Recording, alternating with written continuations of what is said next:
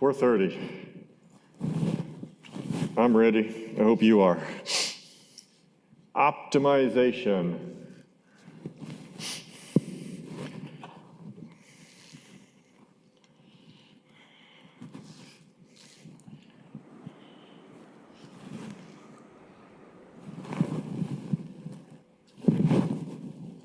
Okay, so in today's engineering world, many problems are posed as optimization. If you can find an effective algorithm to solve them, you can even use many of them in real time on mobile robots, etc. This notation, x star equals argmin, means that when you plug x star into f, you will have computed the minimum value of the function, and x star is the value of x that achieves the minimum value of the function. So argmin is really an operation that takes functions and maps them to values.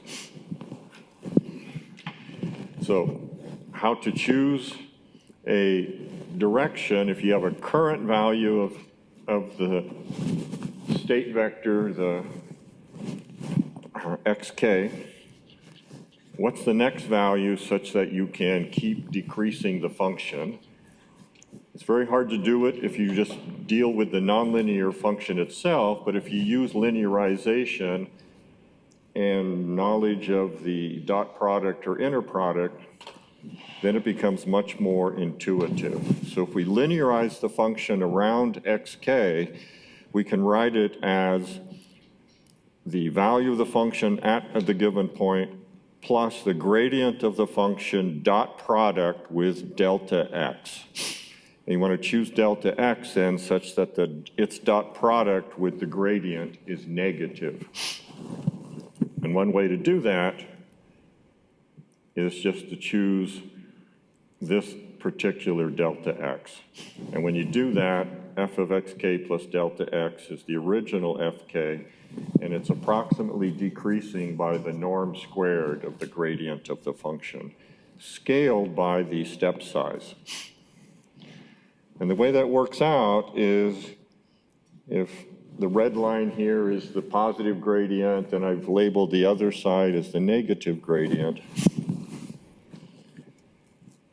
all the directions that are orthogonal to the gradient do not change the value of the function. So if this inner product is 0, then perturbing it by delta x approximately results in the function remaining constant. So we don't want to move orthogonal to the gradient. That's an n-1 dimensional subspace in Rn, and so if we want to increase the function, we would move in the direction of the gradient, because then we'd have plus s norm of gradient squared. If we want to decrease the function, we move opposite the direction of the gradient. And that's why it's called gradient descent, because we move in the negative direction.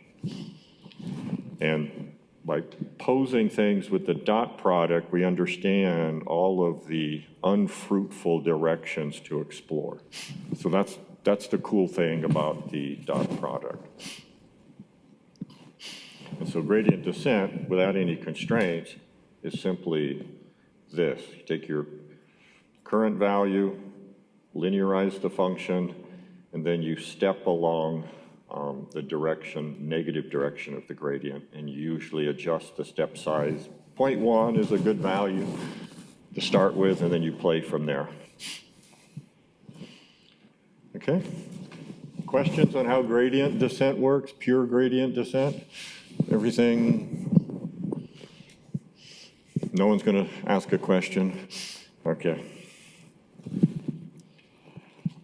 We just mentioned that the next thing we want to solve is the following. Is doing the same process of minimizing a function, but we put constraints on how we can move.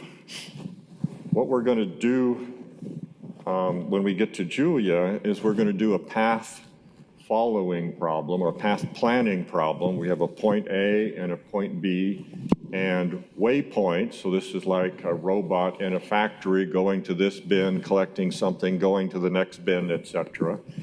And the fact that it has to execute that path is a constraint. And then we can decide what we should optimize, which is fuel burned, making sure the wheels aren't slipping because we know that there's some grease spilled in the factory floor. All these different type of things would affect how we would choose the optimization criterion. So what f of x is, that varies with the problem and the constraints, but this is a general procedure to handle those. And so that's what we're going to work on now. So we're going to linearize these two conditions and derive something that's analogous to what pure gradient descent is. Okay, so before we attack that head on, I just want to point out that quiz 3 is due Wednesday. And if everything is piling up, remember you get to drop one of the 5 quizzes. So if this is one of them, so be it. And then homework 5, which has 2 parts. You know, it's really due Friday, but we give an automatic, no penalty delay till Sunday at 11:59, though you get a half-point bonus on the Julia if you turn it in by Friday. And I'll let you get the QR code. We won't delay it till later.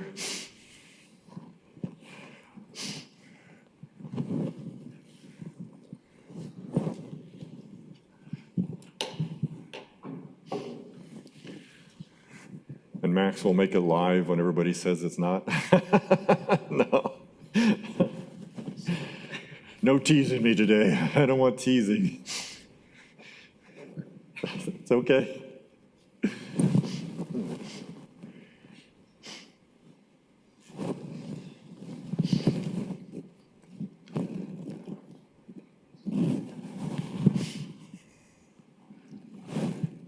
Everybody got it? Cool. Okay, so gradient descent with one equality constraint, and then we'll do several.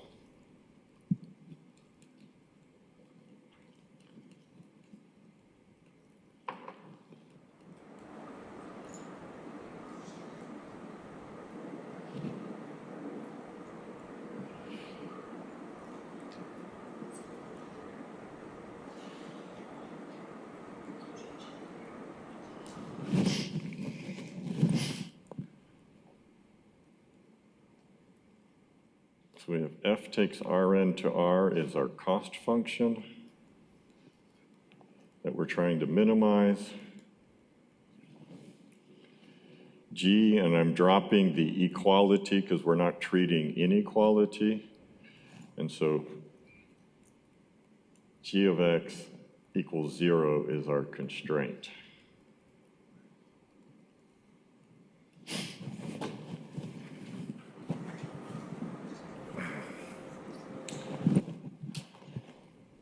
So we'll start out by assuming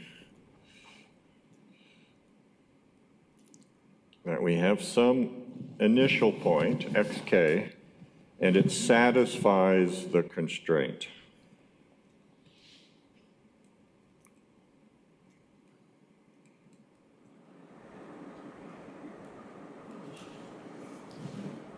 And our question is,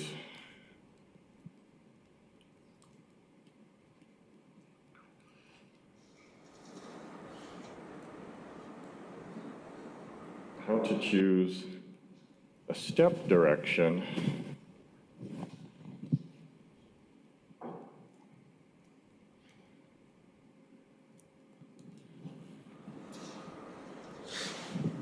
such that the function value decreases, so we move in the direction delta x,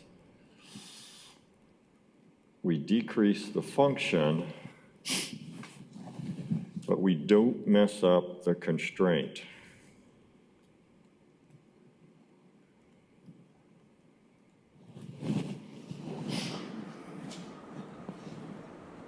So this is descending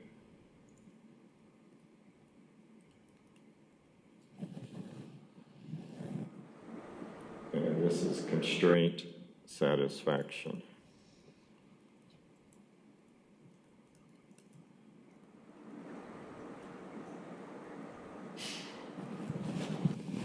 So in the little example I was alluding to, maybe we have the endpoints right, we have some curve that goes through a midway point, but maybe the curve is, we can find a curve that's much shorter or one that has faster speed and still meets everything, et cetera. So we're trying to optimize it while still going through all of the waypoints that are given to us. Okay, so we're going to do the same trick as before. So the method is exploit the linearization. It tells you everything if you know how to use linear algebra.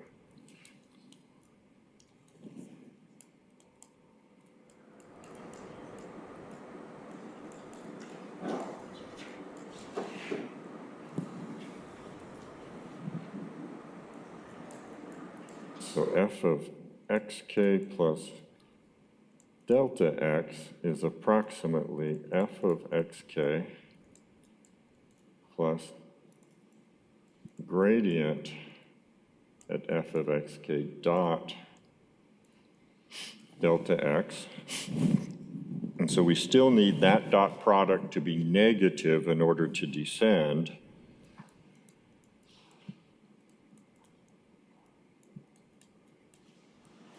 But now we've got a constraint. It has a similar linearization.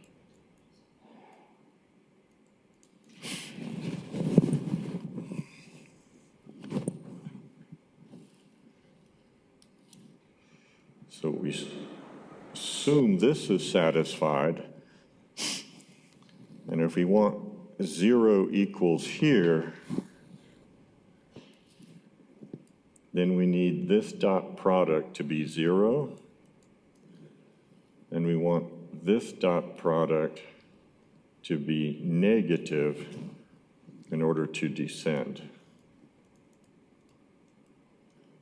And then constraint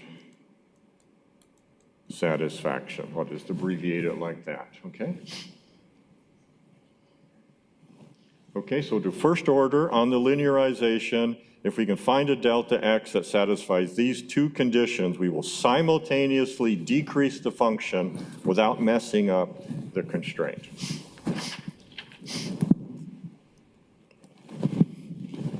Okay, so we need delta x is orthogonal to the gradient of the constraint.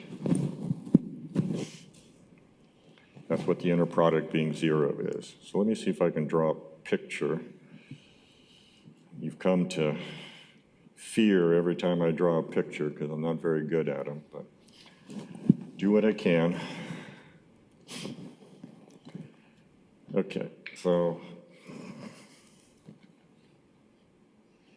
I'm going to draw the gradient, and we'll worry about the negative of the gradient in just a little bit. So here's the gradient of the cost.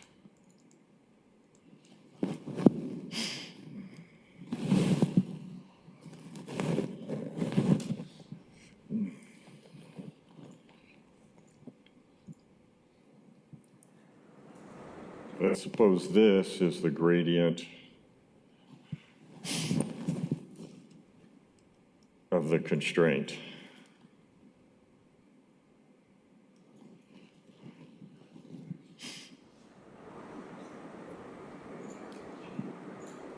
Okay, so I'll move this out of my way.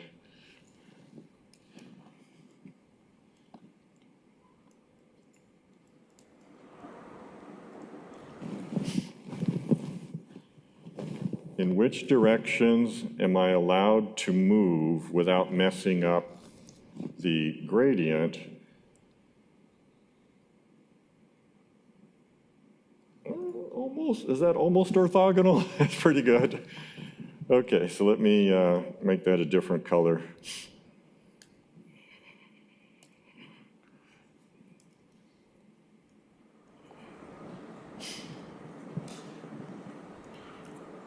So this is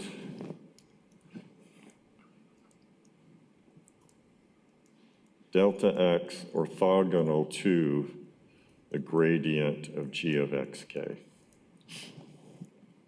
Okay, so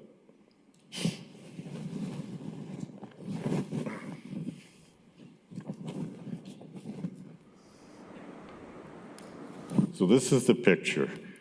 We want to keep g constant, so we need to satisfy that we're moving orthogonal to the gradient of the constraint.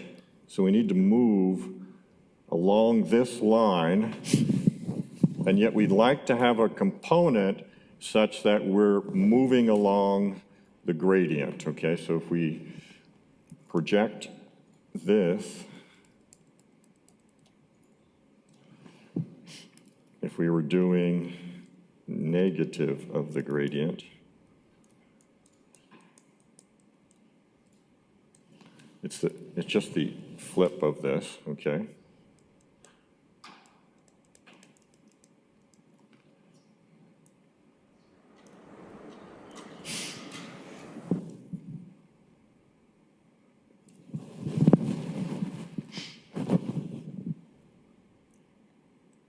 So this vector has the maximum component along the direction delta f such that you are orthogonal to the constraint. So that's the picture, okay? So this would be for increasing the function, and then this would be the direction you'd want to move in order to decrease the function. So how do I compute this vector?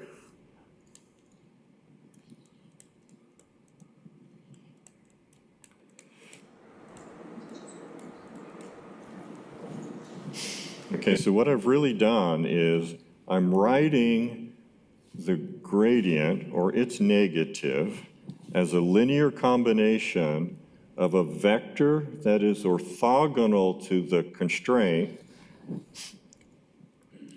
okay, and then something that is along the constraint gradient. So let me write it like this. I'm going to choose my step size, delta x, to be minus the gradient of the cost plus alpha times the gradient of the constraint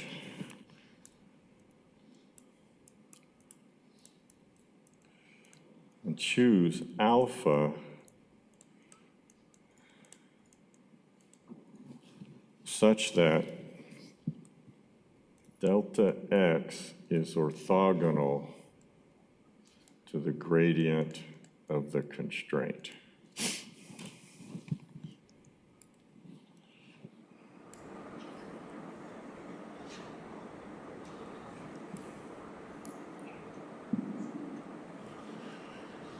So we'll do that in just a second. So write that down. This is our objective. The geometric reasoning, once again,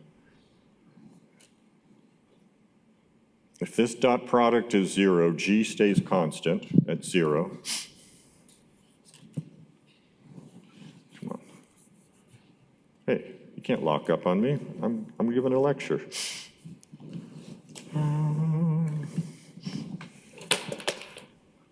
Hello. There, thank you. We're alive.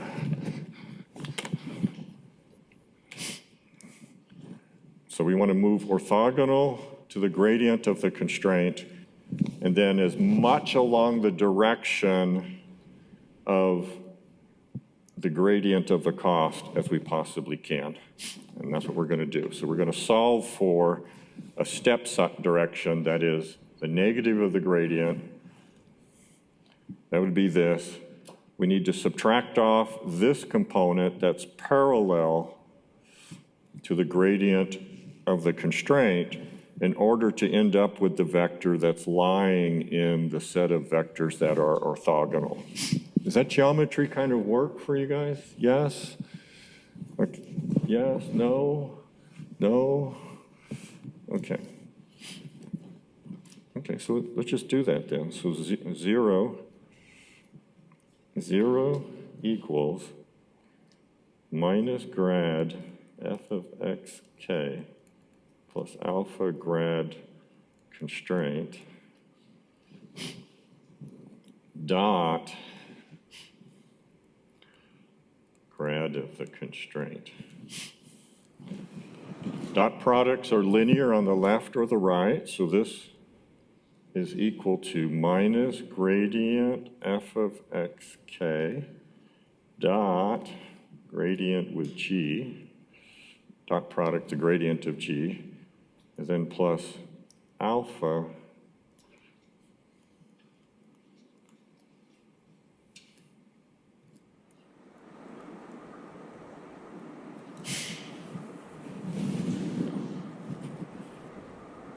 okay, and so it's a linear equation in alpha, and we just solve for alpha. I just want to make a note here, though. So when I do the dot product of a vector with itself, what is the condition for the dot product to not be 0? If I have v1, v2, vn, v1, v2, vn, the dot product is the sum of the vi squareds, right? So what's the condition for the dot product of a vector with itself not to be 0? Is the vector can't be 0. Okay? Okay, so this is not equal to 0 if and only if grad g.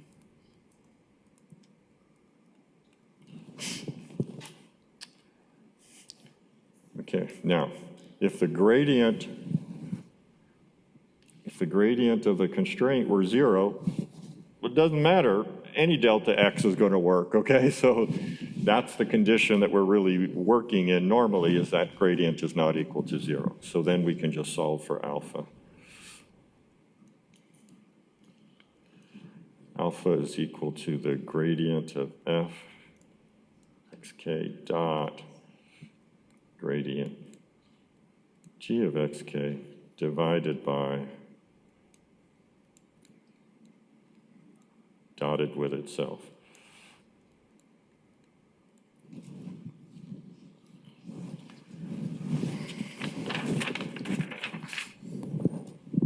So we're done. Gradient descent with one equality constraint. Is that easy?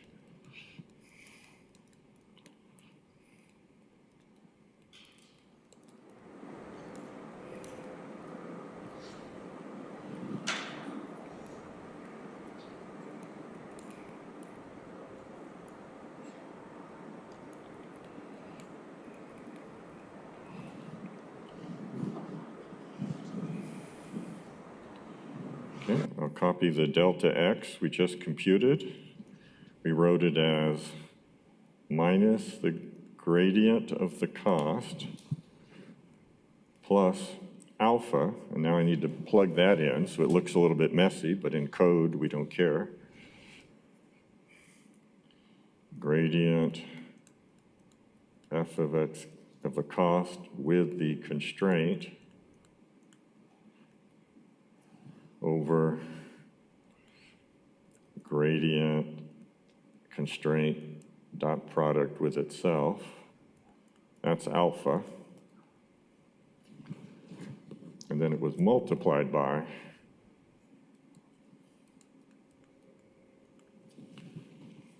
okay, so that was alpha.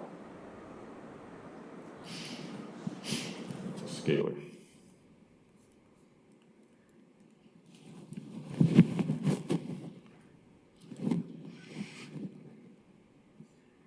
This is a column vector.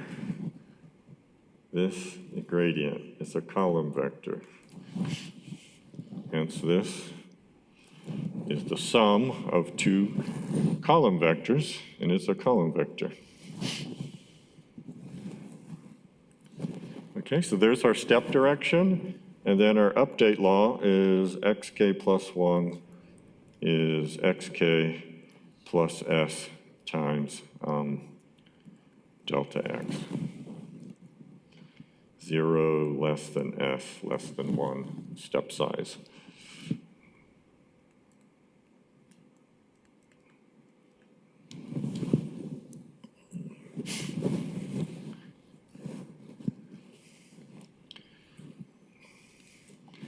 So if there were no constraint, this would all go away, and it's back to the exact formula we had before for gradient descent. Questions? Seems awesome. Using your knowledge from Rob 101, dot products, nice little picture. Okay, so if we move orthogonal to the constraint, it stays constant.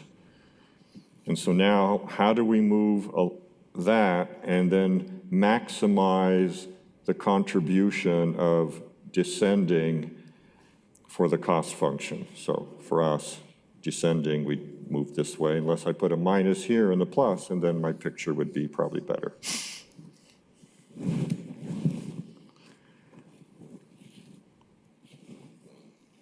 Okay, I don't hear any hollering.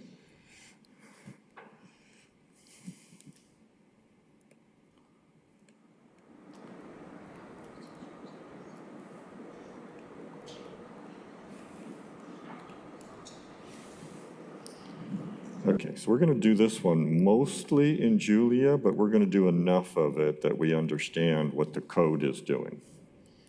Okay?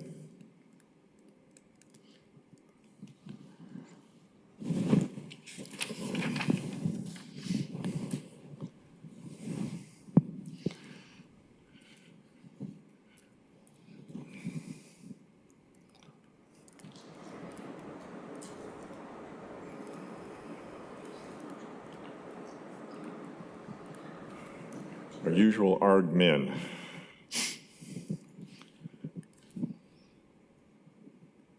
This time we're going to have m constraints.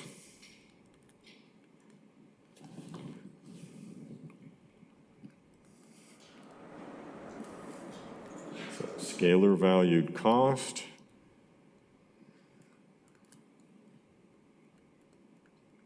And m scalar valued constraints.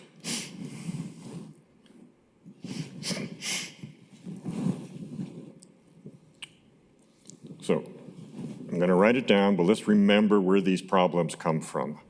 If we were doing the walking bipedal robot, X, for example, was all of the torques from the motors. So it could be a vector of, say, 400 to 600 elements of the torque if we're updating the torque once every 10 milliseconds. The constraints could be step length, average velocity, and then setting the lean angle of the torso, et cetera. So the constraints could come from how you want the walking motion to look. Maybe you're trying to do something that's more like a dance motion. Maybe you want the robot to be ready to pick up an object, so you would put a constraint on its final pose before it does the next thing. So the constraints on the pose of the robot, this vector is all of the torque in the two motors or N motors that the robot would have, okay? So that's where these things would come from.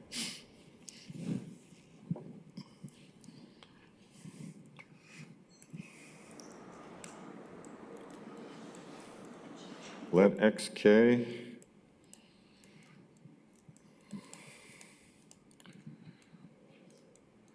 so you've used NL solve such that the constraints are satisfied.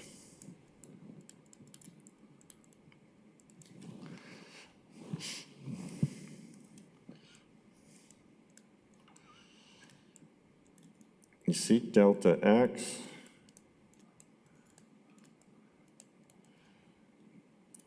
such that f of xk plus delta x, which is approximately f of xk plus gradient f of xk dot delta x is less than f of xk.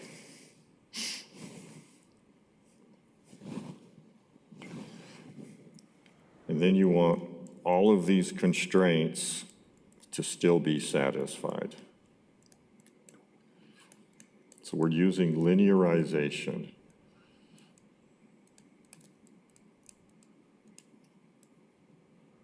Dot product. And we want this to be 0, and we want this to be 0. And that started out to be 0. Sorry, I don't really need it on that side. Okay? And this needs to hold true for 1 I m.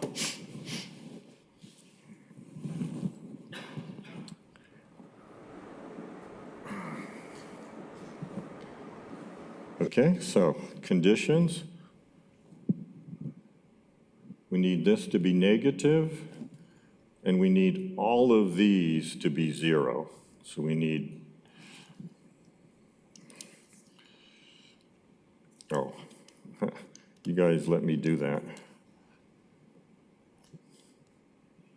Delta x, not gradient x, okay? And so we need delta x orthogonal to these gradients. 1 less than I less than m.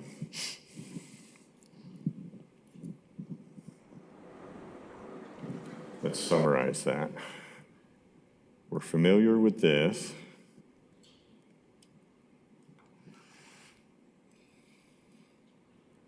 That's for descent.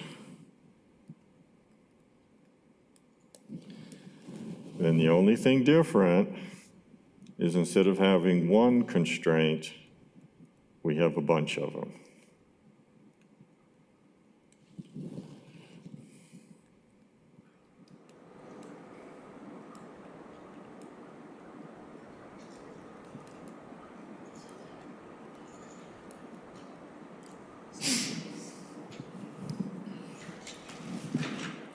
Okay. So there's several ways to solve this equation.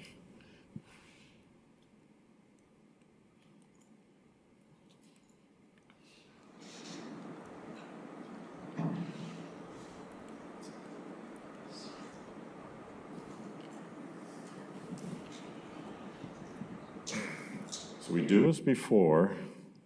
We can write delta x as minus, that gives us the descent thing.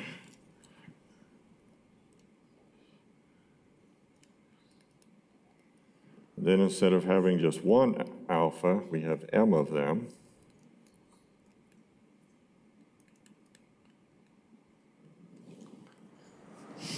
Okay, so that's, instead of one alpha, there's several of them. And then we choose alpha I such that delta x dot gradient gi of xk equals 0.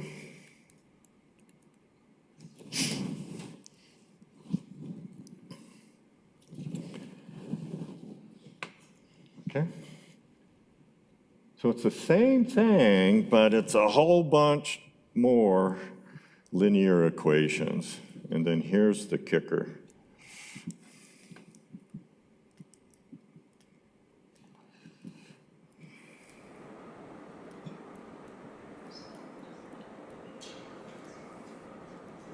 So I want to talk my way through the following.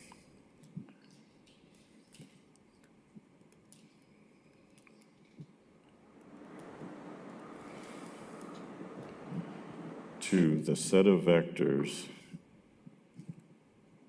I put the gradients of the constraints first.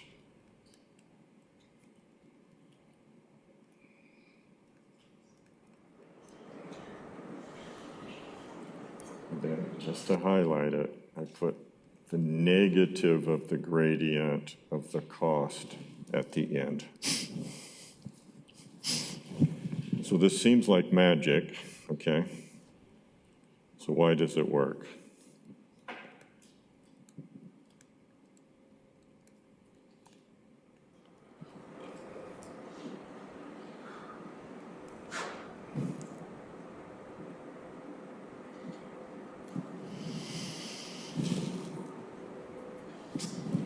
Okay, so I'm going to remind you of how the Gram-Schmidt algorithm works, and then we're going to go to codes. We're going to understand why this has a good chance of working.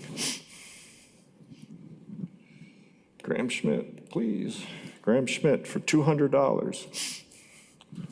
Okay.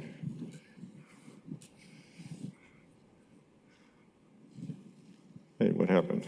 You remove everything? Okay.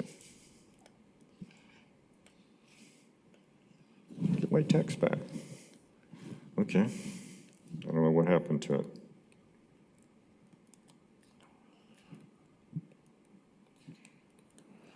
You guys probably already have that.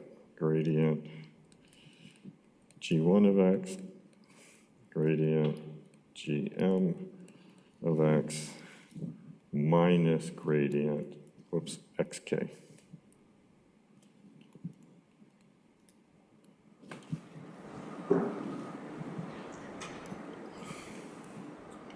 Don't erase anything.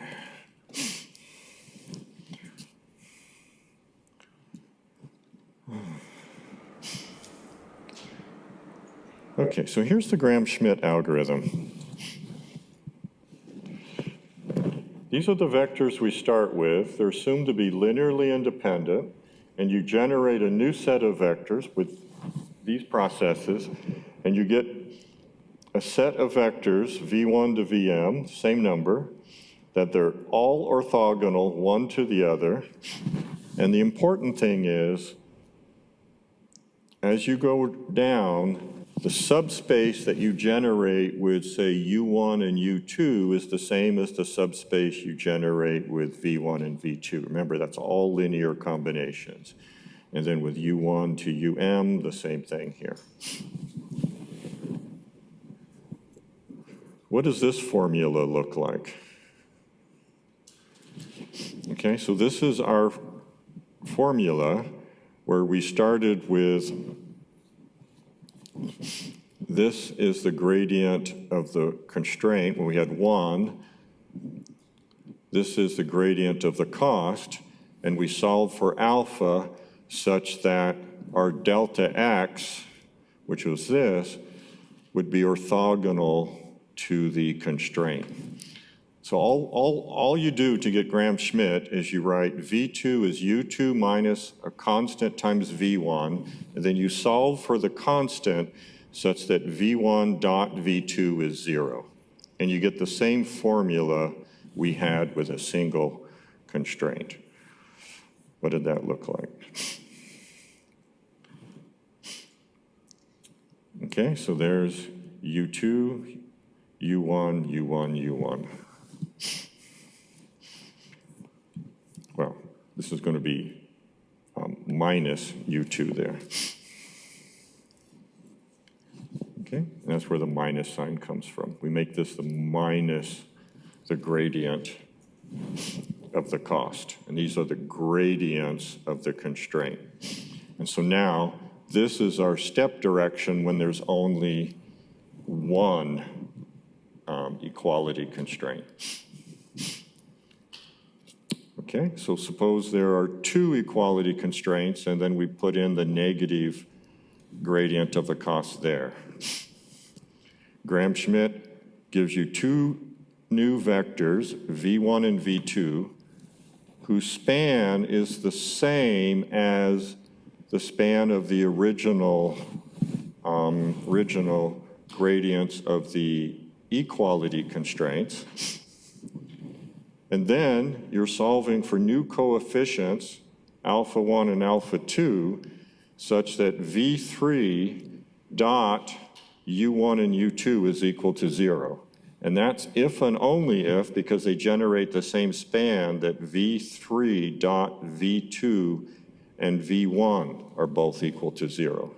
So that's how Gram-Schmidt works, okay? You start out with a set of vectors, and it gives you a new set of vectors such that they are all orthogonal. And so the key thing now is that if we use this as our step direction, it is orthogonal to everything before it, and everything before it we conveniently made the gradients of the constraints, and then we choose this to be minus the gradient of the cost because we're doing descent, and now we've got a step direction that has minus gradient of the cost here, and then we've subtracted off the components lying along the constraint gradients such that this step direction is orthogonal to the constraints. That's Gram-Schmidt. Okay, so that's the Gram-Schmidt, running Gram-Schmidt.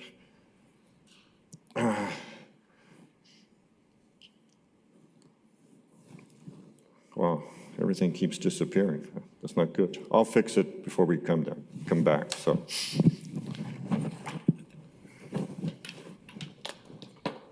Let's go to Julia and see how that looks.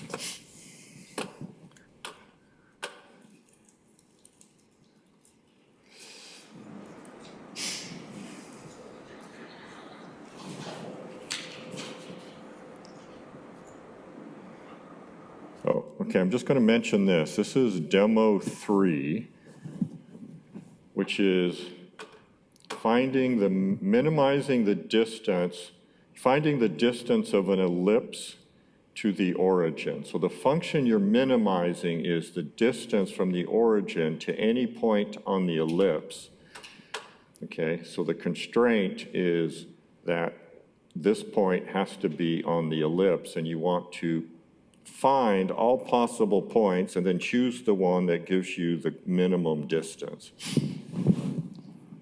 You're going to have a similar problem in project 2, where instead of this being the origin, it'll be another ellipse, and then you'll try to find the vector that minimizes the distance between the two ellipses, subject that one end of the line is on the first ellipse and the other end of the line is on the second ellipse. So code very close to what you need is just sitting here in demo 3. Okay, so all of the code is there. This is Gram-Schmidt. This just has the Gram-Schmidt algorithm. See, all the dot products. And it returns 2 types of vectors, the unnormalized, which is what we need, and then for some other things, it's nice to have the normalized, and it's real easy to return those 2. So that's the Gram-Schmidt algorithm. Okay. I give a different solution for solving the alpha i's. So if you think Gram-Schmidt is confusing, you can write this as a matrix by just taking the gradients of the constraints as the columns. These coefficients then get put into a vector. And then this set of equations, delta x orthogonal to the GI, is what we're trying to do. And so we just write down what that means, and that means that G transpose times delta x is 0. That means each column of this matrix dot delta x is 0. And you can just solve that equation. And you get something like this. Alpha equals G transpose G backslash G transpose gradient of the cost. Okay. So here's our problem. We have an initial point and a final point. I'm going to simplify it for us, but this is what you'd want to solve for a robot. Maybe what you want to do is avoid risk. And then when you go up on this little mountain, it gets icy. Ooh, okay. So your cost function is risk, and so you're trying to minimize the amount of time you spend on slippery surfaces. That could be your cost function. Okay? So here's path A, which is shorter. Go directly almost to the goal. But darn it, it means probably falling off a cliff and you losing your robot, okay? Or you've got this other path over here that avoids most of the ice. It's longer, it's going to use more energy, but your robot is going to have a high probability of making it to the goal. And so you could set up an optimization problem of how much risk am I able to assume. The constraint is I start here, that's one constraint. I end here, that's my second constraint. And the cost function is minimum risk. Okay, so that's a pretty good problem. So we're going to do something a little bit like that. We're going to do something in the spirit of it. And we're going to make contact with the radial basis functions that you used in Rob 101 and Project 2 when you were doing the surface fitting of the precipitation in the state of Alaska. So we're going to have a trajectory that's written as a linear combination of radial basis functions. They're parameterized by time. The CJ are the centers. I'll show those in a second. And these parameters set the width of the radial basis function. In Rob 101, this whole thing was just simplified to S. You guys remember this a little bit? It's vaguely, sort of? Okay. I'm not asking you to have memorized the formula, but to say, oh, those functions we have seen before. So we're going to take as the decision variables, the things we optimize are the weights and the widths. And the widths set this. So when the sigma is large, you get a really fat radial basis function. And when the sigma is very small, it's very narrow and pointed. So that's what we get here. Okay? And Z in this picture is being used as the center. It's the same as the CJ over here. And X is time. We're going to take cost as the integral from 0 to t of the second derivative of the trajectory. Now, if the trajectory is position, what is the first derivative? Speed. And the second derivative is acceleration. Now, what's the relationship between acceleration and force, according to Newton? It's proportional to mass. So it's very similar. It's the same thing as minimizing the total force required to go from point A to point B. So that seems like a reasonable cost function. Non-trivial, okay? You can calculate the second derivative of these radial basis functions, okay? It's getting to be a mess. We wouldn't want to do it by hand. And so this is the function we are plugging into it, and then we are squaring that sum. We certainly don't want to do this by hand. And then the equality constraints are we're going to pass through a set of, and did I bring my, would they not make it in? Okay, it's okay. It's too bad. They'll show up here. So we're going to set a bunch of waypoints. So we got gradient descent with equality constraints. We need to compute the gradient of the cost function, all the gradients of the constraints. Okay. And then there's one thing that we haven't talked about. So when you're doing a linearization and you're moving your delta x, it's moving in Rn, a plane, okay? Suppose the constraints were like this surface of a sphere we talked about. and you linearize here, and then you move over here, you're pretty far off the constraint. You see that? You can't help it. You're moving flat and the surface is curved. You can't stay on the surface. But you don't know how to move on the surface because it's nonlinear. So you're using gradients to move. And so the process of now running NL-solve with this values of x1 and x2 to get you a new point on the sphere here is called projection. It's not really exactly a projection, but that's what it's called in the optimization thing. So you've got a point, and now you want it to move it to the sphere, and then you can do a new linearization and move along a different portion of the sphere until you get to the right place. Okay? So when I was showing you the ellipse, you linearize the ellipse and you're moving along its tangent direction.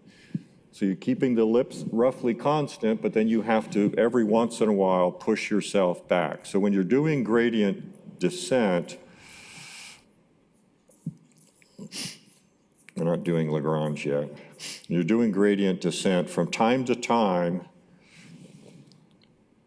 You need to do a reset using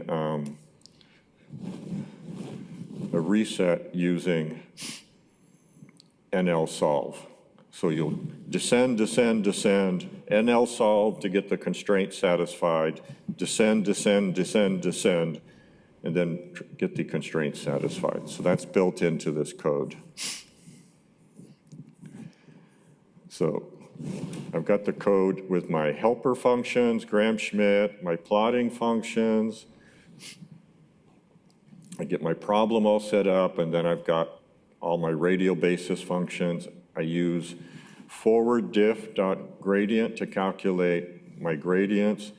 I use NL-solve to get an initial feasible guess, and then I put it in a loop where I'll do a certain number of descents, trying not to perturb the constraints very much, and then I re-update it. Okay, so let's just run this. That's easy. That's easy. This is easy. Okay, so let me see if I can make this a little bit more readable. If I get this out of the way. Okay, so I'm doing 2,000 iterations. I've got an initial value, and I'll show you what it did, but my initial cost is 37, and after 100 iterations, it's down to 2, and then it only goes to 1.95, so I'm almost there. Okay, so here's my waypoints. I'm going from the origin to here, and I have to pass through this middle point. So mentally draw a curve through there that you think is really smooth, because we're minimizing the second derivative. Okay, got it? Does it look like this? Now that's our initial guess. Okay, so we've run NL-solve, and so this satisfies the constraint, but there's the optimal trajectory, and that's probably the one that you more or less had, okay? Now here's cool. Here's the initial cost, and it goes down really quick. So I probably had my conversion tolerance way too tight, okay? I should have just stopped back here at 300 iterations, just said, hey, I'm going home. Let's do a more interesting one. Problem setup. Oh, come on.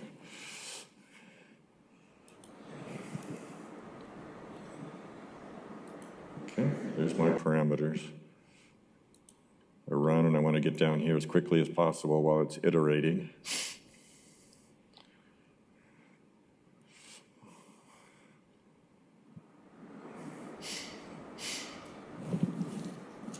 Okay.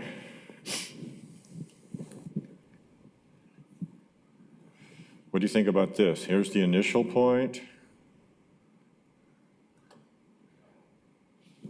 What's the curve going to look like? Is that optimal? That's our initial guess. See, that's a lot smoother, okay. It takes less force to move the robot along the path.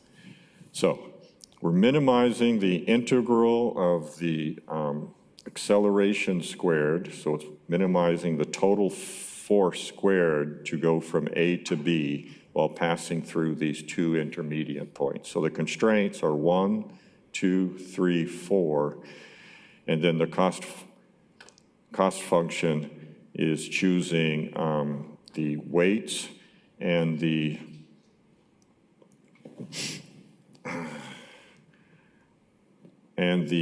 widths for the system.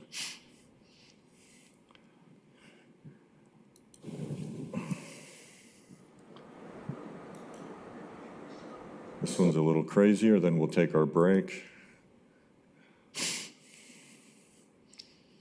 Okay, what's the curve going to look like this time? It has to go through all of the waypoints. Okay, and you can see here there were some numerical issues. So these waypoints I just generated randomly. And you can see that this point and this point are very, very, very close together. And so it makes it super hard for the curve to go through it.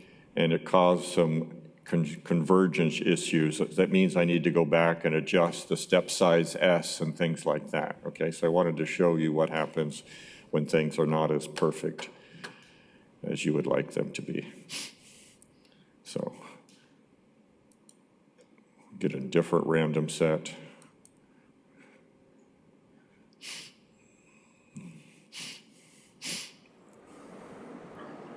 Ooh, this one's maybe not even going to converge. E to the sixth. The constraint norm is 10 to the minus 9, so it's satisfying the constraint. Okay, it got it down from e to the sixth to 170,000, 43,000.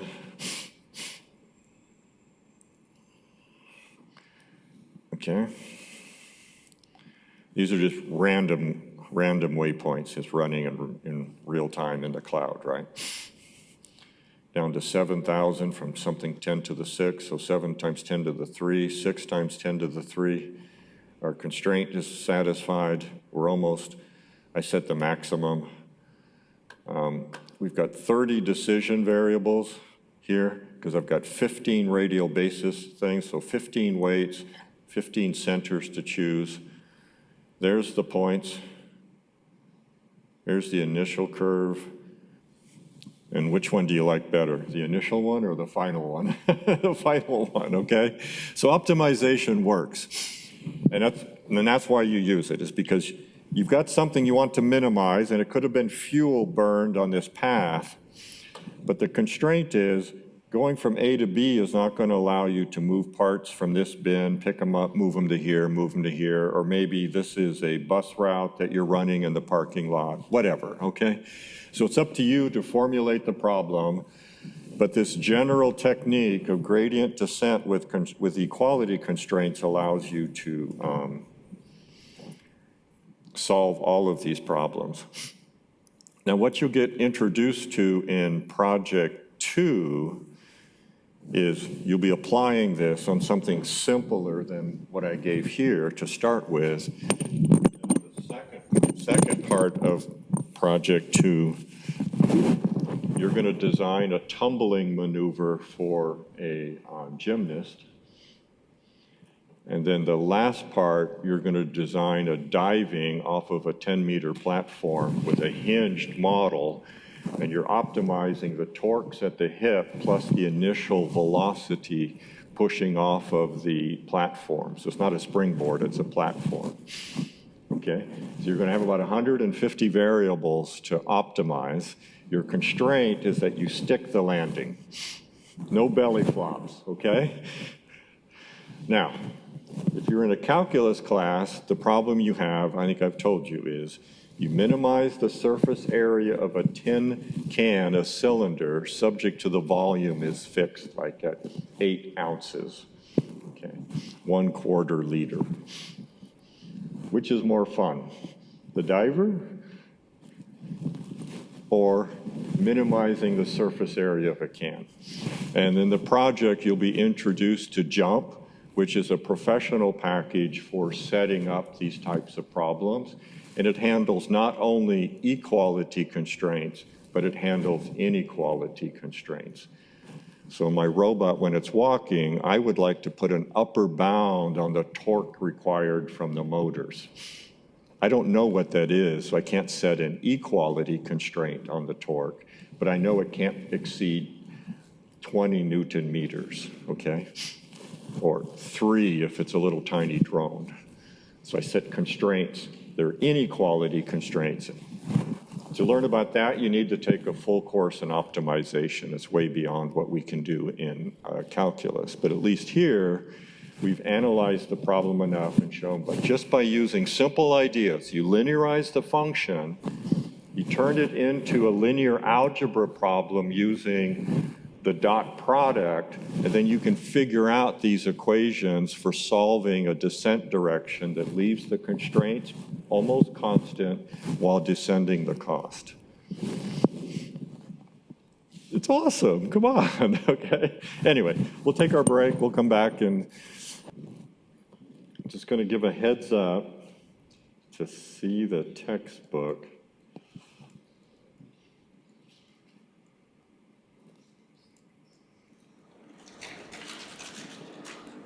Called the method of Lagrange multipliers.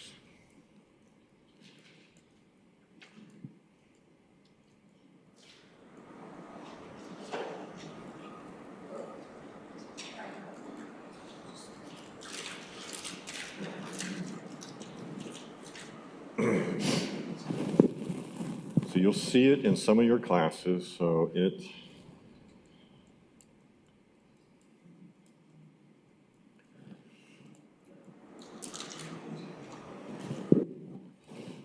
also solves x star equals argmin of f of x, gi of x equals 0, 1 less than I less than m, okay?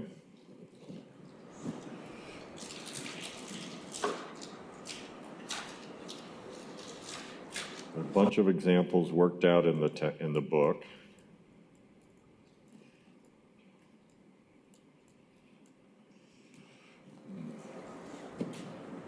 I think you can handle it on your own. We're not doing it in class because it's less powerful than gradient descent.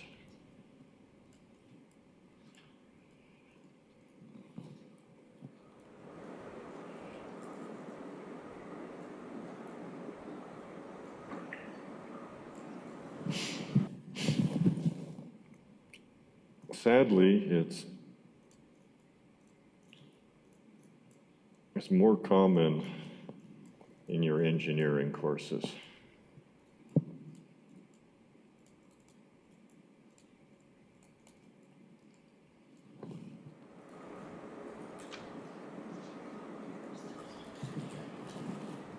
And that is the method that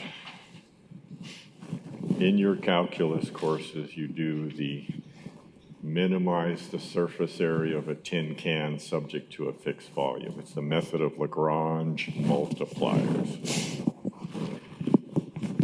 And the Lagrange multipliers,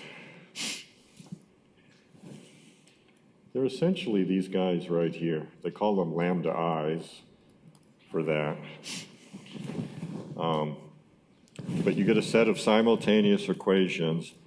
And the reason I don't like it is that local maxima, local minima, and stationary points are all solutions of the same Lagrange multiplier problem. It turns everything into just a root finding, which is kind of nice. You get simultaneous equations and you do root finding on it, so it's simple. But since the method, when you're doing root finding, you have to start close to the root in order for it to converge to it, okay? And if it allows all of the local max, local min, and the stationary points to show up, it's really hard to find a minimum. It gets lost in it, okay? So whereas gradient descent, the local minima become unstable. You move away from them because you're moving to things where the function is getting smaller. And the things that are stationary points, often they're like the saddles where they've got, yeah, it's a local min here, but then you can keep going and you'll fall off the side of the saddle. So gradient descent is more forgiving. It's more useful and it's much more widely used in engineering practice. But Lagrange multipliers, especially when there's only one constraint, is much easier to teach in a course. And if you're in a course where you have no computational tools and you could only set up the equations and then solve them algebraically, there better not be very many constraints, okay? Otherwise, you don't stand a chance. So you'll go through the textbook, you'll work the homework problem, you'll get the idea, and then so if it comes up in one of your engineering classes, your passive memory, your associative memory will send you back to that part of the book. That's all I'm trying to do, is have it in your head that that's a tool. It's not an efficient tool, but it's the easiest tool to teach students who don't know linear algebra. But if you know linear algebra, gradient descent is fabulously more efficient. Is that enough to make you want to read it with, holding your nose while you're going through the textbook, but still understand why you should do it, so because it will show up. Okay.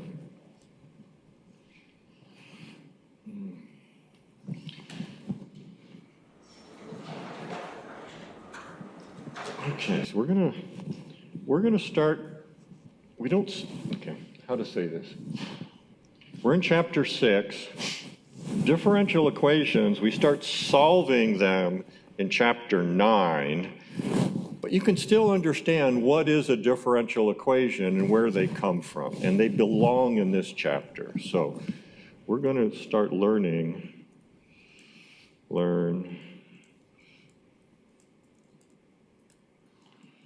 what is a differential equation.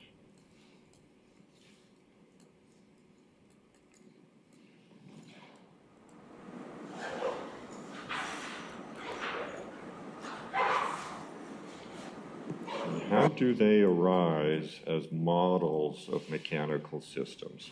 So we're not doing electrical circuits. We're not doing aerospace where there's something in a fluid, which is what the air is, okay? How do they arise as models of mechanical systems?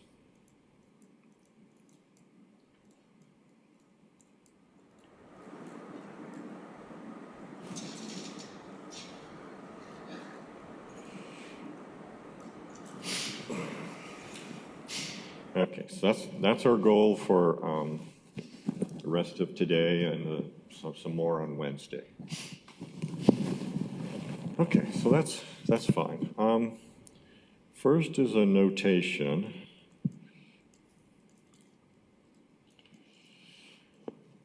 So models of things that move and go bump in the night, we typically parameterize their trajectories by time. Okay, because it moves, like your car, okay? Miles per hour, meters per second, okay, time, okay? So, dx by dt, we typically call it x dot. So this is the so-called dot notation. So it's our third notation for a derivative. We have the prime notation. And it's pretty much reserved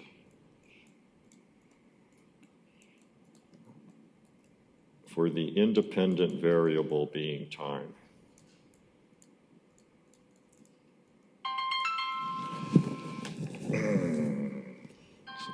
Sorry, that was the provost calling, but I can't take her call. Independent variable t for time.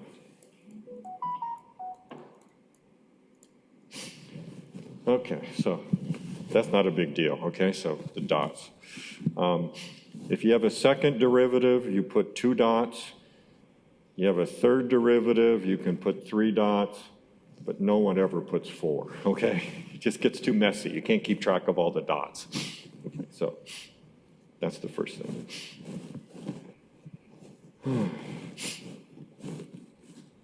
Okay, so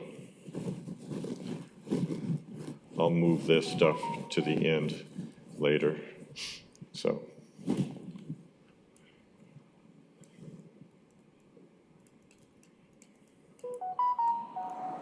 differential equation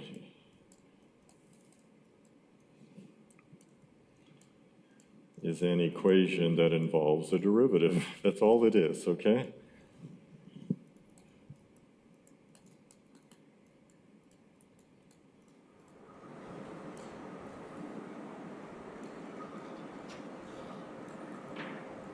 Now it's with respect to a single independent variable. So no partial derivatives, just a single ordinary derivative with respect to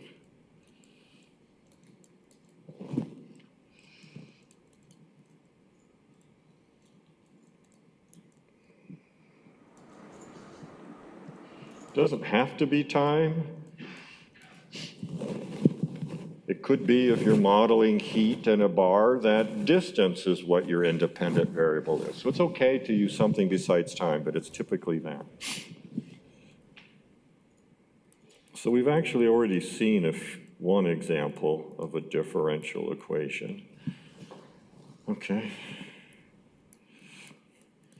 You guys know physics, F equals ma. So that's if and only if F equals m times the second derivative of position with respect to time.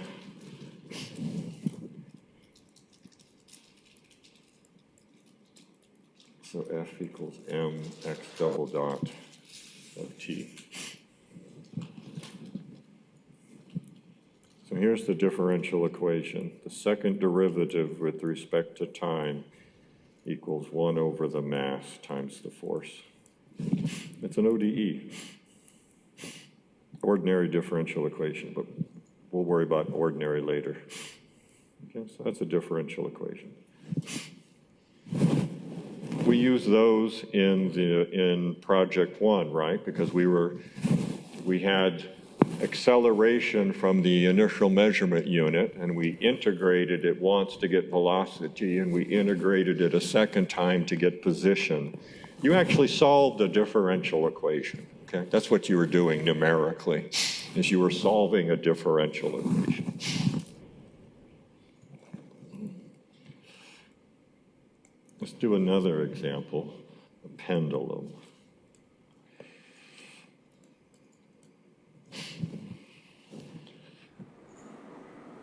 I don't know, so there's the vertical. And I'm going to do which way do I want to do my angle? I don't think it matters, so I'll just do it like this. Theta.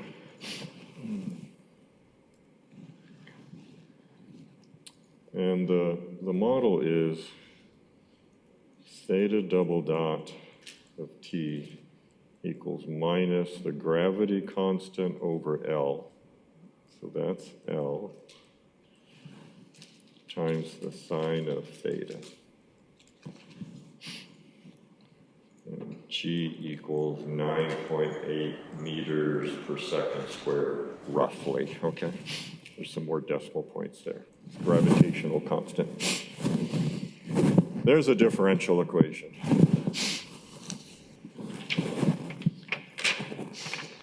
Now, what I want to do is show us how to derive differential equations, our goal.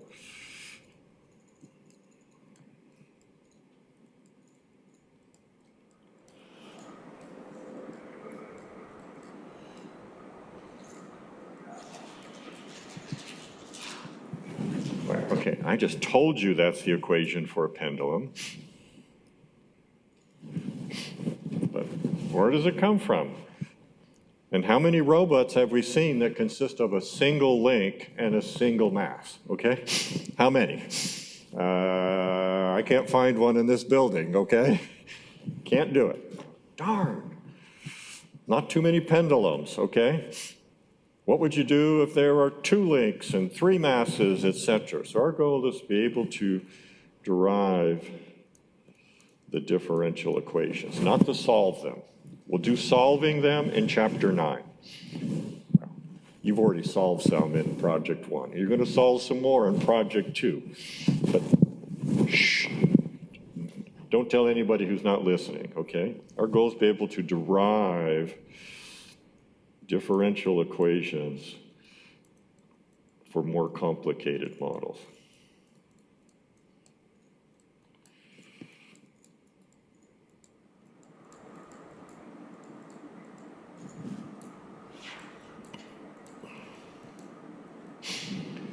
Okay, so my attitude is, if you're going to learn to solve differential equations, you at least should know how to derive differential equations, okay?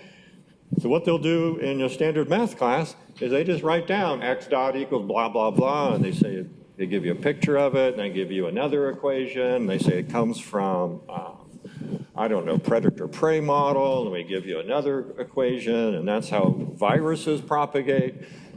Yeah, that's great. But it's not very satisfying when you've got your internship that's paying $100 an hour or something, and you need to do something real, like there's the machine. What is its differential equation, okay? That's what I want to give you the insight as to how to do that. So Lagrange, the same guy who did the Lagrange multipliers,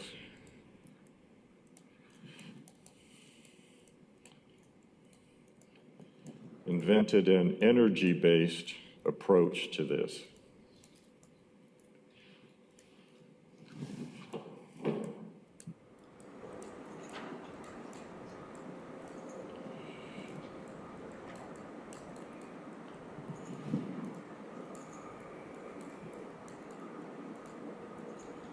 Differential equations for a broad class of mechanical systems.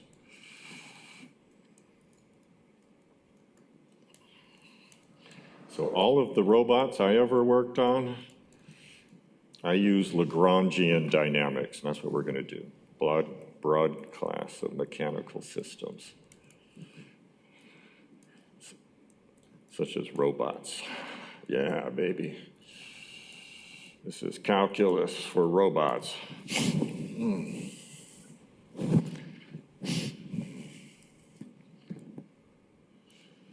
Whoops, I meant to write key ideas before I did any dots and stuff. Sorry about that.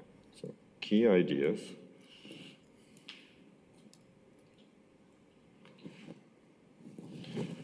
First one is PE, which is potential energy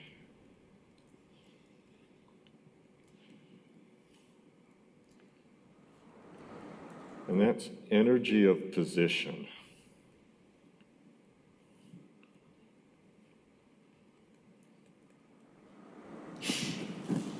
The higher something is, the more potential energy it has. The faster, the harder it will hit the ground. Okay, when that potential energy gets turned into kinetic energy, which is our next one. The next key idea, kinetic energy, KE, kinetic energy.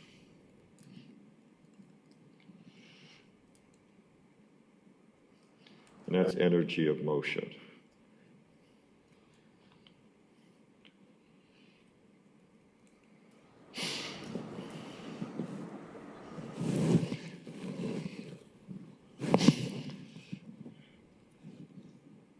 Then there's going to be something called a Lagrangian,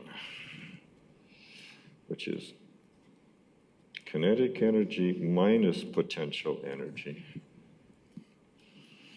And it's called the Lagrangian after its inventor, Lagrange.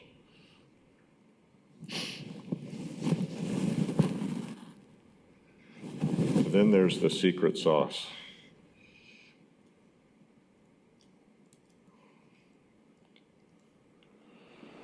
Which is Lagrange's equation. Ooh, okay.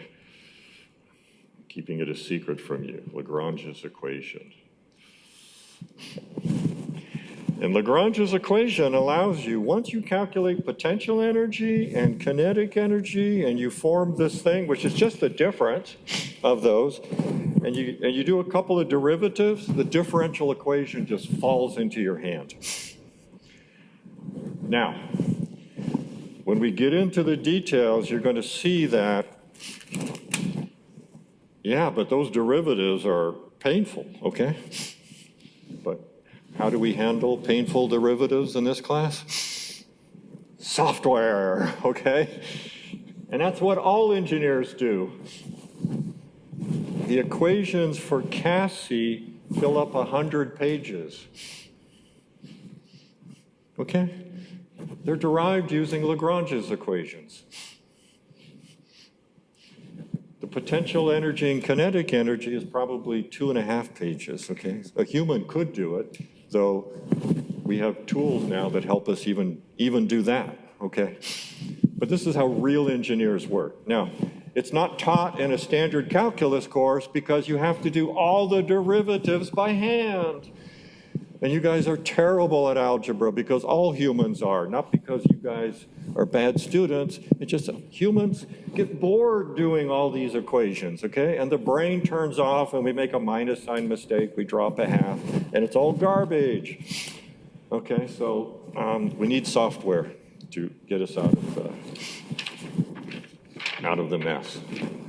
Now, to keep things simple, we're only going to deal with point masses.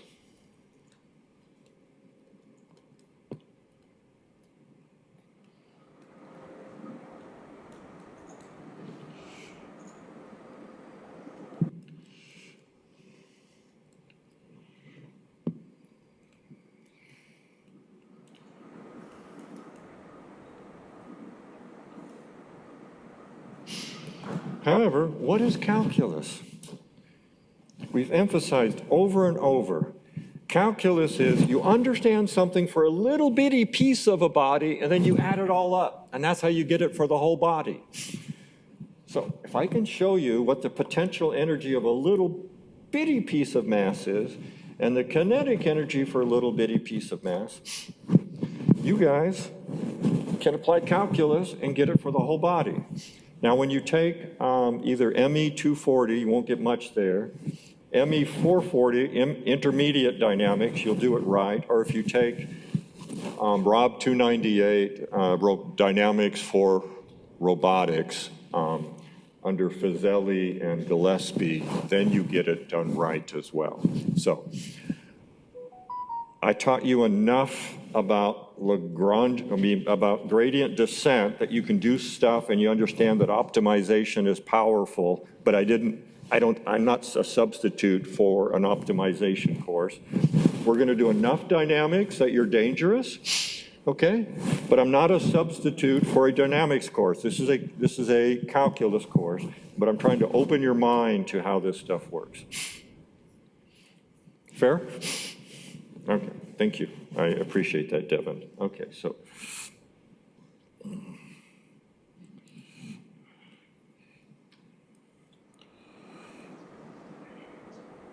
Let's start with potential energy.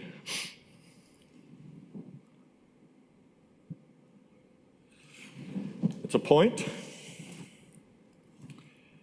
It has mass m and its position, this is an x-coordinate and this is the y-coordinate, is px comma py. And if you want to write that as a column vector, I welcome that, okay? And then you have gravity over here, 9.81 meters per second squared. Okay. The potential energy of a point mass is mass times gravity times height.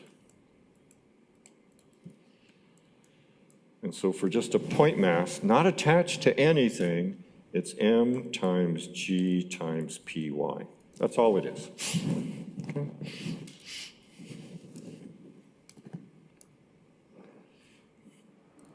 Easy enough? Yeah, thank you. Okay, so that's it. Now, let's do something just a little bit. So that's the definition, and if you guys have done a lot of things in your life, yeah, the definition is easy, but applying it can be harder. And so let's do something that's a little bit more interesting. Theta, x, y, mass m. Let me put the mass on the other side. Mass m. And this still has a position px, py. And the length of this rod is L.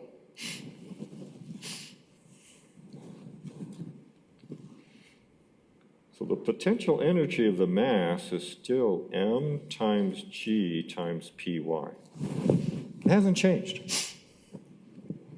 However, because it's attached to this bar, and it can only move around on a circle because of this bar, which has a pivot, we would probably like to get the potential energy as a function of theta. Okay? So that's called trigonometry, right? So what is px? It's L times, and what is it? Is it sine, cosine, tangent, cotangent? What is it? It's trigonometry. How do you figure that out? Imagine this angle is almost zero. If you put sine theta, that means x is almost zero, and it should be almost L. So it must be cosine. It's that simple, okay? So this is cosine theta. Then py is L sine theta.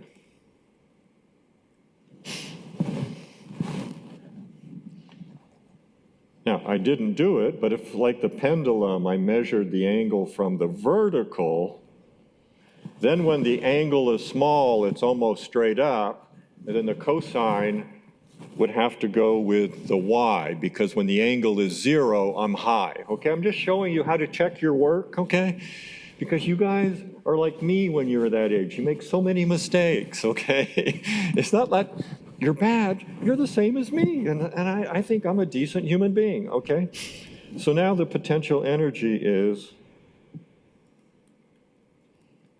m times g times L times sine of theta.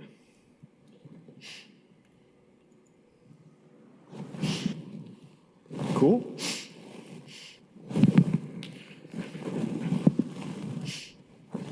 Is that easy enough? Okay.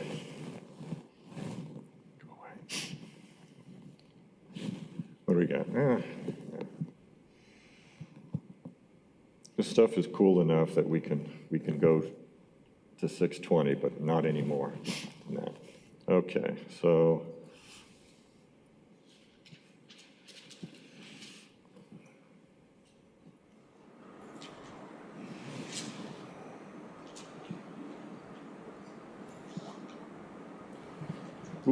starting to look more like a robot. There's more than one link here, okay?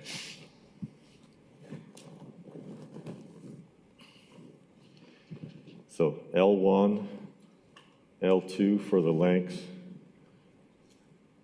M1, M2 for the masses.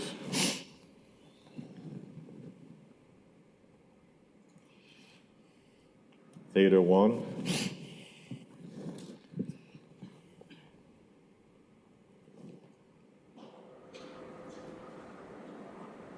So theta 2, this is a relative angle.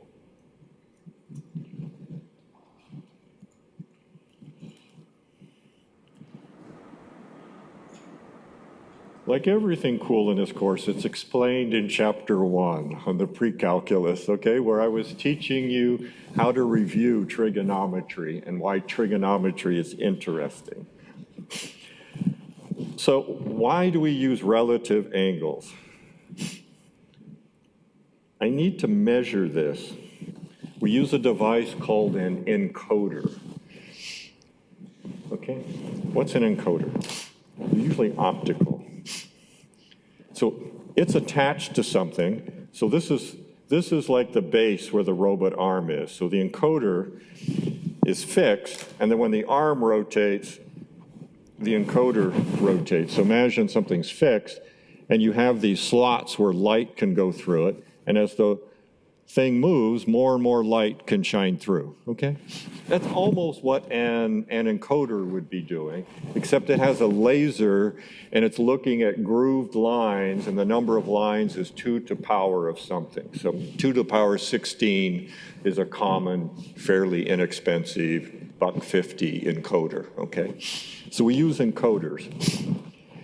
So the first one, it's an absolute angle. I've drawn a world coordinates. Now, I've got the second joint. Can I mount the encoder to the x-axis or the y-axis? And the answer is no. The encoder is going to be attached to the first link, and it's going to measure the relative rotation of the second link with respect to the first one. That's all I can measure. Now, if I put a tag on the second thing and I have a camera, then I could use the camera in an absolute world frame and stuff, but it's messy, okay? You don't see a lot of industrial robots with 32 cameras looking at it just to get joint angles when you can just put an encoder here and it measures how much this second link has rotated with respect to the first one. That's how I've drawn it. So it's relative to the first link. That's why it's called the relative angle. Okay, so PE total is M1G P1Y plus M2G P2Y. So this is P1X, P1Y, and this has a position also, P2X, P2Y. We already figured out that P1Y is L1, and it's the height. And if the angle is small, the height is small, so it's L1 sine theta 1. That's easy. Now we need to do a little trigonometry. What is this height? Well, it's whatever this height is plus this right angle. You see that angle? Okay. Now, what is this angle when you add in, this thing is going straight? It's this angle plus this angle is the total angle. You have to add them. You have to add them. Okay? So, and this is really super cool to do in code. Because in code, why write L1 sine theta 1 again? Just put P1y. And so P2y is P1y plus L2 then it's the sine of theta 1 plus theta 2. Okay? This is the absolute angle of the second link.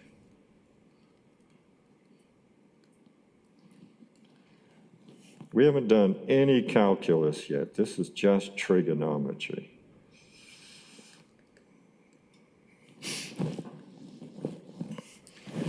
Now, I wish I could just say, put a pin in it, because in Project 3, you're going to be deriving the Lagrangian model of the ball bot that's used in Rob 311.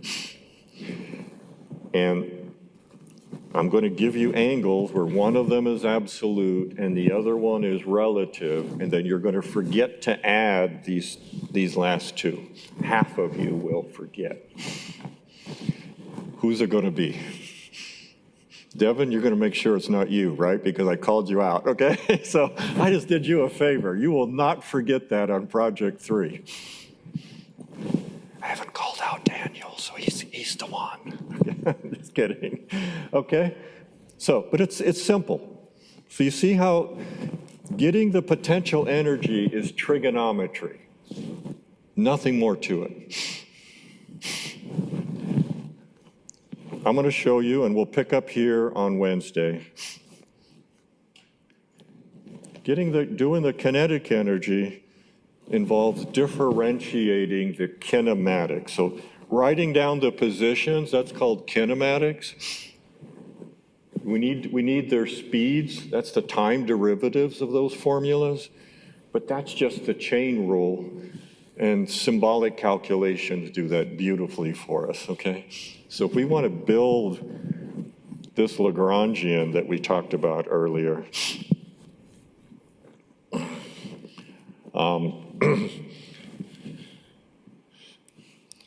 this one we have to do by hand, unless we have a CAD program doing it for us. That's just trigonometry. This is calculus, but we let the software do all the calculus for us and all the algebra of adding it up. And so that's how hard getting the Lagrangian is, okay? We're going to finish it up on Wednesday, but that's how hard it is. The hardest part is the trigonometry. Think you can do that? And if I added one more link to it, you know, I add another link, and I'm measuring the relative angles. I've got a theta 3. You see the pattern? P3y is P2y plus L3 times sine theta 1 plus theta 2 plus theta 3. You can check your work, okay? So if you got a chain mechanism, getting the potential energy is just trigonometry. The only thing you can mess up is the not doing the sum. I see so many people with just theta 2 in there, and then it doesn't work, okay? We'll see that we need to get the velocities. Those are just going to be derivatives, which is just the chain rule and software. And so we'll get it, and then I'll show you Lagrange's magic equation on Wednesday. And then we'll start doing integration by parts and U substitutions. Can't you wait? More Lagrange! Lagrange for the win! Not integration by parts, please. Yeah, but we'll do it, and we'll show how software handles a lot of that stuff too.